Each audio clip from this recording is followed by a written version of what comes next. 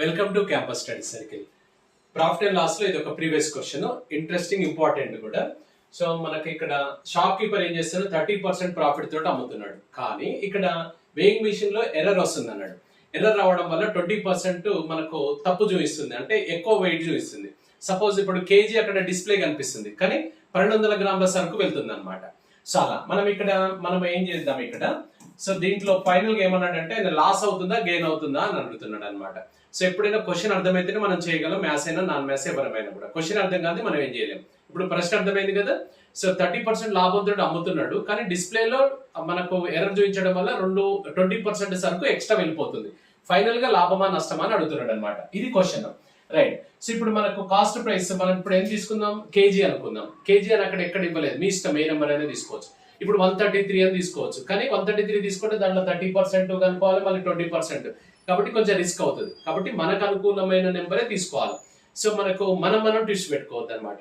So right, ఇప్పుడు cost price suppose KG అంటే 1000 గ్రాములు, కాబట్టి 1000 గ్రాముల సరుకును 1000 రూపాయలకు పర్చేజ్ చేసినట్లయితే ఈ రెండు సేమ్ నెంబర్లు వచ్చేలాగా చూసుకోండి.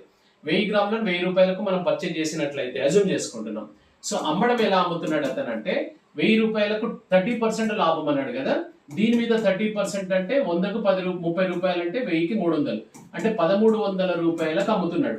కానీ వెయిట్ వచ్చేసి 20% మనకు ఎక్కువ చూపిస్తుంది అన్నాడు. 1000 గ్రాములు చూపిస్తలేదు, అంటే 1000 గ్రాముల సరుకు పోతలేదు, చూపించడం మాత్రం 1000 చూపిస్తుంది డిస్ప్లేలో, కానీ సరుకు వెళ్ళేది ఎంత వెళ్తుంది అంటే 1200 గ్రాముల సరుకు వెళ్తుంది అనమాట.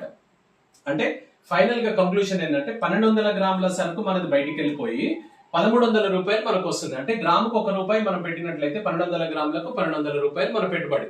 1200కు 1300 అంటే 100 గ్రాములు 100 రూపాయలు లాభం ఉందా లేదా చెప్పండి. అంటే 1200 రూపాయలకు 100 రూపాయలు లాభం అనమాట. సో అయితే పర్సెంటేజ్ అంటే ఎంత లెక్క చేస్తాం, 100కి అయితే ఎంత క్రాస్ మల్టిప్లై చేయండి. So 100 × 100 divided by 1200. ఇది 2 zeros క్యాన్సిల్, 4 ఇది 3 టైమ్స్, 4 ఇది 25 టైమ్స్, 3 ఇక్కడ 8 టైమ్స్, ఇంకా రిమైండర్ ఎంత ఉంది 1 ఉంది కదా.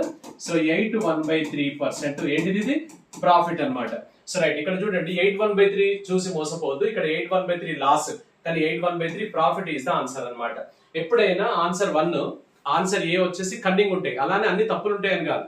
ఆన్సర్ ఏ వచ్చినప్పుడు 1 వచ్చినప్పుడు మళ్ళీ ఒకసారి ప్రశ్న చూసుకోవడం సేఫ్ అన్నమాట.